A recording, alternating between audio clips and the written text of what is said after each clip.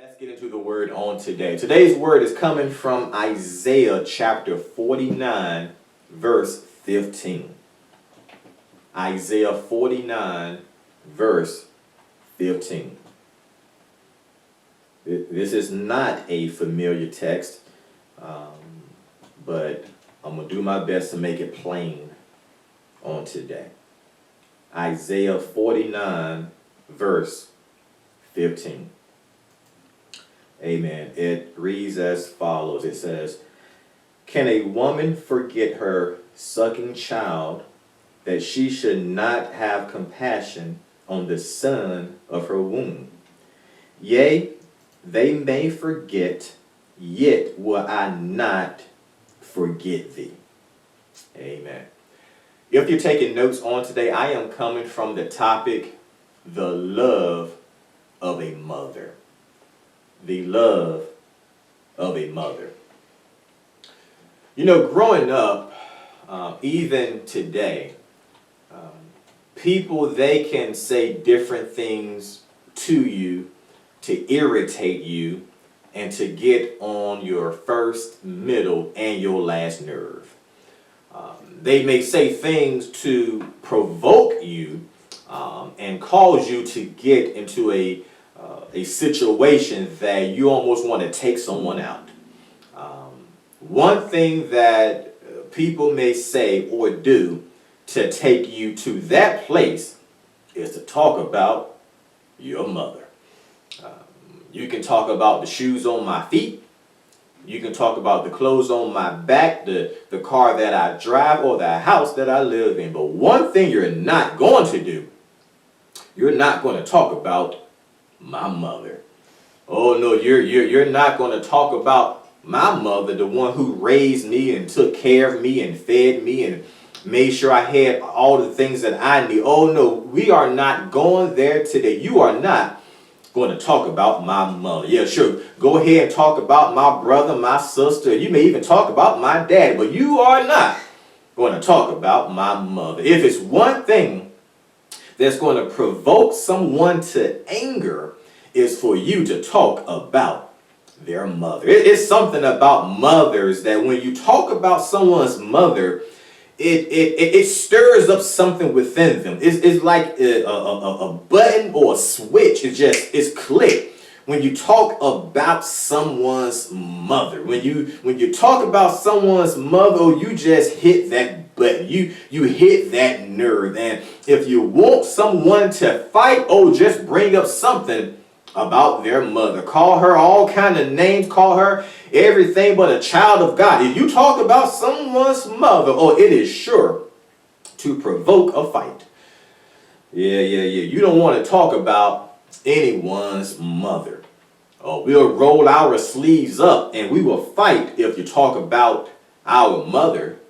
But not only will we roll our sleeves up, but our mothers, they will even roll up their sleeves and they'll fight for you.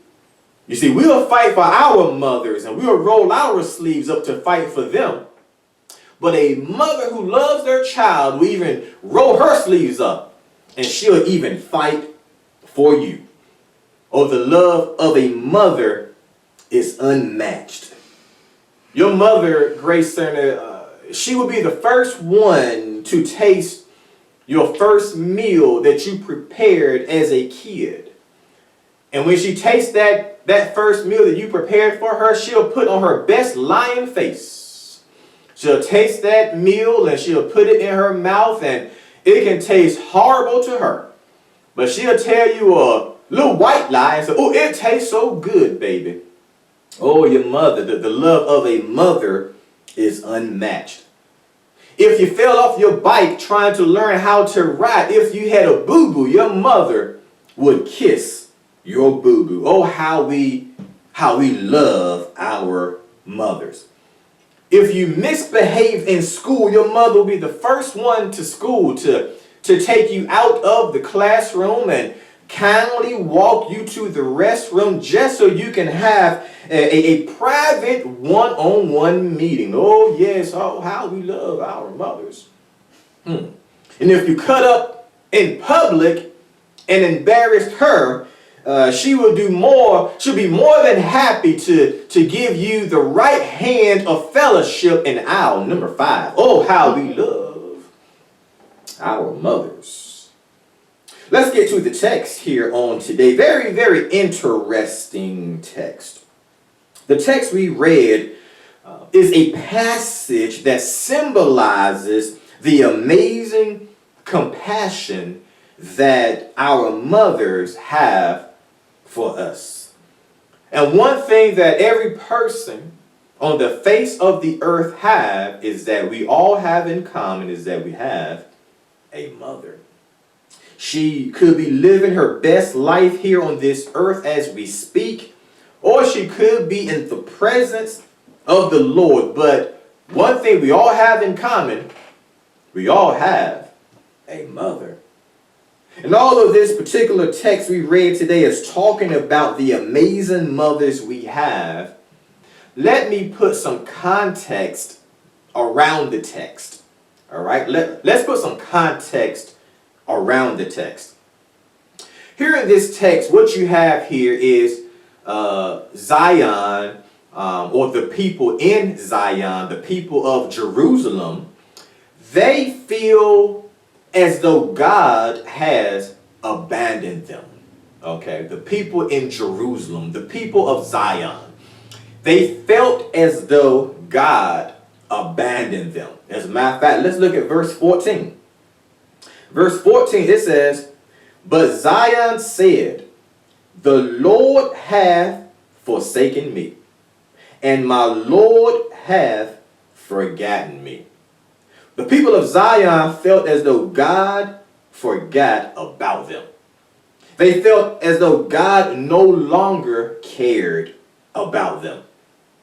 But of course, we know that is simply not the truth.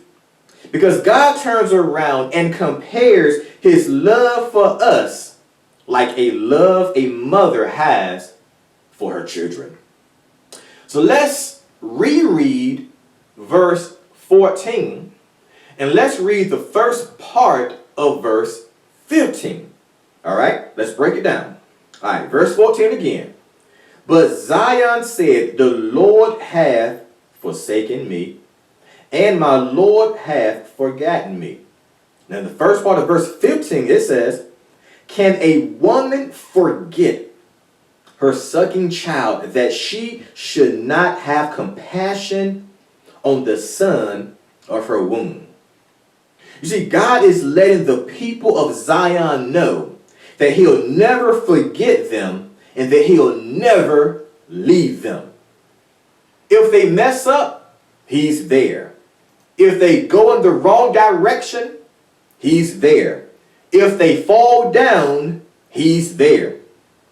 He says that he'll never leave them in verse 15. And he compares how he feels about them to a mother. Oh, because isn't it just like most mothers? If you mess up, they're there. If you go in the wrong direction, they're there. And if you fall down, they're still right there. God compares the love that he has for the people in Zion like the love of a mother. I can remember growing up that with my mom, she could be tired from just doing things and running errands and just going about her day. But one thing that she always made sure of, she always made sure that we had a nice, hot, cooked meal. Before my dad passed away, my dad used to work and my mother was a stay-at-home mom. And every evening, we would always have a home-cooked meal. And we sat around the table in those days, unlike today, where you have different people around the house eating and watching television on the smartphones and doing things of that nature. But back in those days, every evening, we can go outside and play. We can do the homework first and all of that. But at a certain time, when my dad got home, we all sat around the table and we ate the meal that our mom prepared for us. It was a luxury for us to eat out. it had to be a special occasion for us to eat out somewhere. It had to be someone's birthday, someone celebrated a wedding, or, something. It had to be a special occasion. Someone graduated from school for us to eat out. And if it was not a special occasion, oh no, we were eating a home-cooked meal that our mother prepared. My mother, she used to do so many amazing things for us. She used to take me to my baseball games, and I wanted to be the next Daryl Strawberry. She took me to my martial art class, and I was trying to be the next Bruce Lee. She did all type of things for us as kids. She made sure that we always had some clean clothes on our backs. Yeah, she cooked, she cleaned, she did all these type of things, and she always made sure that we were presentable when we left the house. She had this saying that she always used to say, and that is, "You're not going to follow behind me looking raggedy." She always made sure that we were clean when we left the house. As a matter of fact, me and my brother are not even twins, but she used to dress us alike. Here I am, standing about 20 feet tall. He's standing about 2 feet tall, and we ain't looking nothing like twins, and she used to dress us alike. But my mother, she always made sure that we were presentable. If you knew my mom, she had this thing about her that she used to always put grease on our faces. We used to walk around with shiny faces. You can look at some of our old photos, and all you see is a shine on our faces. Oh, it used to come in that big old petroleum jelly bottle. You know what I'm talking about. That jar that, of the grease. We call it grease. We call it grease. Yeah, grease. Not petroleum jelly, but, she used to get a whole handful of that petroleum jelly, that grease, and she used to just rub it on our face.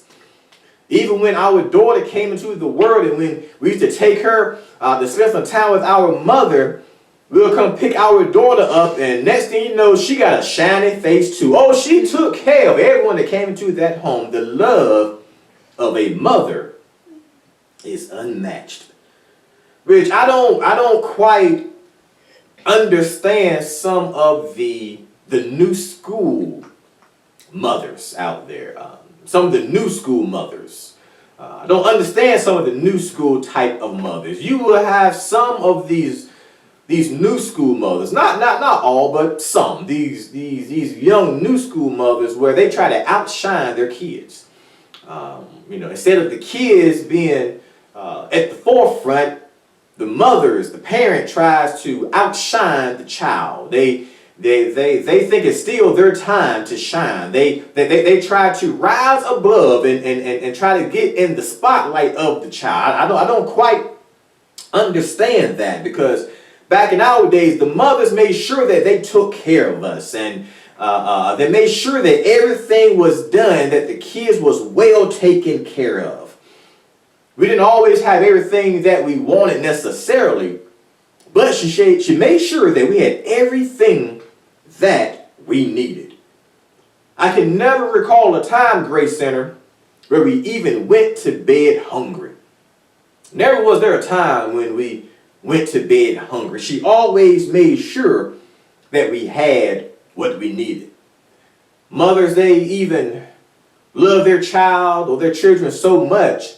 And you may have seen this yourself. Some of you mothers may have even done this yourself. And that is when your child is, real small, a baby and so forth, when they begin to learn how to eat their food, what a mother would do is, with the meat of the food, if it was too big for the child to eat and digest, the mother would chew on the meat first and put it in the mouth of the child so the child could digest the food. The mother did amazing things, and she wanted to make sure that she took care of that child, and she fed that child, she clothed that child, she bathed that child.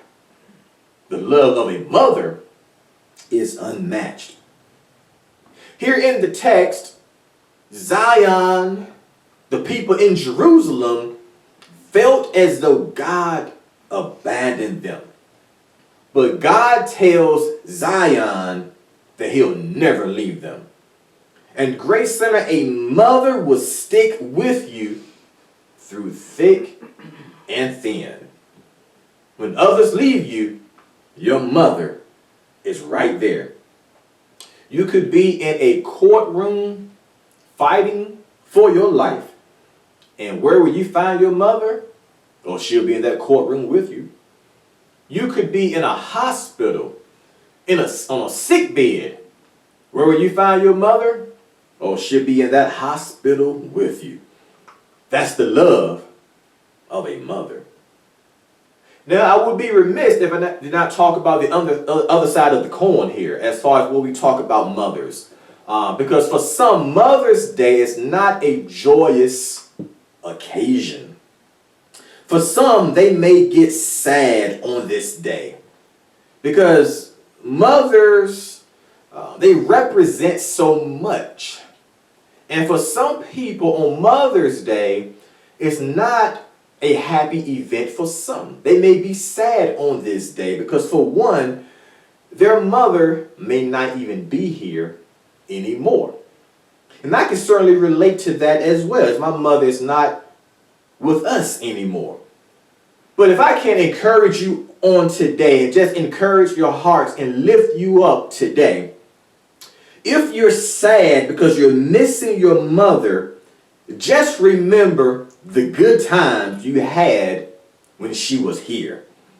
Oh, just rewind the tape in your minds and remember the good times that you had with her. Remember when she used to cook your favorite meal. Remember when she surprised you when you got what you wanted on your birthday or for Christmas. Remember the sweet smelling perfume that she used to wear. Remember how she used to roll the rollers in her hair before she went to bed at night. Oh, just remember the good times that you had with her. But not only remember that, watch this, remember the times when she disciplined you when you did something bad. Remember when she put you on punishment when you stayed out past your curfew. Remember when you really wanted to go to that party and she said no. Remember when you got that spanking or that whooping when you brought home bad grades from school. Oh, remember the good times and not so good times when you had with your mothers. We have so many memories of our mothers. Now, you may be out there, you may be saying, well, Pastor, I did not have a good relationship with my mother, or my mother abandoned me. How am I supposed to feel? What am I supposed to do? I mean, you're talking about these amazing mothers out there. What am I supposed to do, or how am I supposed to feel when I did not have a great relationship with my mother? I'm looking on social media and I see people wishing others happy Mother's Day. They're posting pictures of their mothers and saying how great they are. And here you are, Pastor, you're preaching about amazing mothers and talking about how great your relationship was with your mother. But what about me if I did not have a great relationship with my mother? Well, I have something for you as well today. Let's look at part B of verse 15. Okay, the second part of verse 15.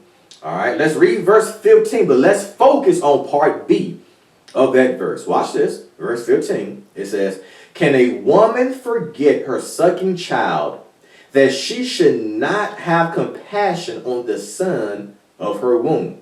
Watch this. Yea, they may forget, yet will I not forget thee. You see, here, God is telling them that he is not going to forget them. In other words, you may have a mother that may have forgotten about you. I'm not like her. I am not like the mothers who may have walked out of your lives. I am not like the mother who just put you away and never thought about you, did not take care of you, did not read you bedtime stories, did not provide for you, did not cook you in a hot cooked meals and so forth, if they did not do those things, if they did not show you any love, if they walked out of your lives, and if they abandoned you, I am not like them. God is telling the people in Zion that I love you, and I will never leave you, neither will I forsake you. You see, some of you, you get so upset on Mother's Day. You don't like to see people giving roses to their mothers because you did not have a great relationship with your mother. You feel as though that you have gotten the short stick in life. You wish you could have had a great relationship, but you simply didn't. So when this day comes along every year on the calendar, you cannot wait for the day just to go by. But here God tells the people in Zion, he said, I'm not like that type of mother. The ones who have left you and walked out of your lives, that is not like me. But I will never leave you. I will never, ever forsake you. Because although that mother, that type of mother, may have walked out on you, I will never walk out on you. When you get down, I'm there. When you go astray, I'm there. When you're sick, I'm there. If you need something, I'm there. I will never leave you. This is the word of God, Grace Center. God is letting us know that if something has happened in our lives, that we don't have a mother like the other people who may have, that have always been there. If you don't have that type of mother, God is saying, well, you still have me. And if you still have me, you know that you have exactly what you need. Watch this right here. He even goes on further in verse 16. All right? He tells them that we're engraved in his hands and that we're always on his mind. Can you picture that? God is telling us that he has engraved us in the palm of his hands. In other words, watch this. If you look at your hands, if you engrave something, if you imprint something, if you tattoo something in your hands, you're going to always see it. God is telling us that he has engraved us in the palm of his hands. So every time he looks at his hands, he sees us. We're at the forefront of his minds all of the time. So if you feel abandoned by your mother, and if you did not have a great relationship with your mother, God is letting you know, he's letting us know that we're in the palm of his hands. And that when he looks at his hands, he sees you. And that he's always thinking about you. You're always on his mind. What a wonderful thing it is to always be on the mind of the Almighty God. Oh, that's something great right there. To always be on the mind of the creator of the universe. He's saying that if you have a mother who has walked out on you, that's not me. I am a loving God that will never, ever leave you. I find it interesting, Grace Center, that God compares the love for us to the love of a mother. I was thinking about that as I was preparing this message. God compares his love for us like the love of a mother. Now, we can't really calculate the love of God. It's something that in our finite thinking, we cannot compute the love of God. So what God has to do, Grace Center, he has to break it down for us so we can understand somewhat of the type of love that he has for us. He didn't say the love of a neighbor. He didn't say the love of a colleague, the love of a boss. He said the love of a mother. He compares his love for us to a mother. That's a fascinating thing for of all of the things that he could have compared his love for us to. The Almighty Creator decides to compare his love for us like the love that a mother has. That's amazing to me that God is saying, I love you so much that my love for you is like the love that you would have or a mother would have for their child. It's an amazing type of love. He breaks it down so that we can somewhat understand how he cares for us. We can somewhat understand how much he loves us. And we know that the love of God is in a whole nother category. It's in a whole nother stratosphere. But when God compares his love for a mother, that lets us know that the love for a mother is unmatched. You see, that's why mothers, Grace Center, when their children do things that they should not do, it's usually the mother that gets more upset than the father. Because for one, watch this, when the mother has carried that child for 9 months and took care of that child, every time the mother ate, the child ate. Okay? Every time the mother moved, the child moved, right? Everywhere the mother went, the child went. So when the child does something that the mother does not approve of, the mother would be more upset than the father would. Because the father didn't have to carry around the child. But the mother, when the child does something, or when that child talks back, oh goodness, if that child talks back to the mother, it's going to be the right hand of fellowship. It's going to be a back slap or a double slap. It's going to be something coming at that child. It's going to be a shoe. It's going to be a belt. It's going to be a switch. It's going to be a treat. It's going to be something coming at that child if that child ever talks back to that mother. That child is like, I think I can talk back to my mother, and the mother's like, oh no, you can't. I brought you into this world and I can take you out.